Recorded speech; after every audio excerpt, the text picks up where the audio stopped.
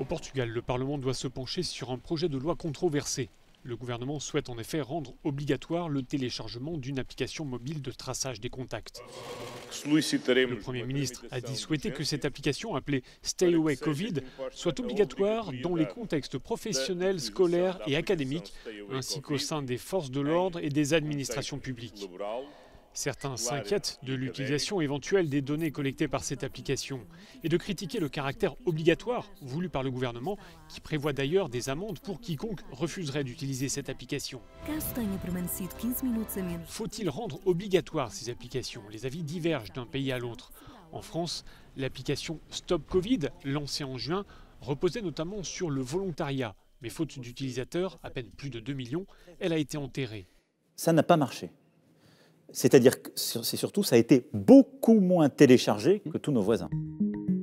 Les autorités promettent le lancement la semaine prochaine d'une nouvelle application appelée Tous Anti-Covid. De l'autre côté de la Manche, l'application de traçage lancée fin septembre par le gouvernement britannique a été bien mieux accueillie. Plus de 12 millions de téléchargements en quelques jours. Un des arguments, c'est la protection des données personnelles. Les promoteurs de l'application l'assurent, pas besoin de savoir qui on est et où on se trouve. L'application repose sur l'échange de codes générés de manière aléatoire. Ces codes sont cryptés et supprimés au bout de 14 jours et les autorités ne peuvent s'en servir pour identifier les utilisateurs.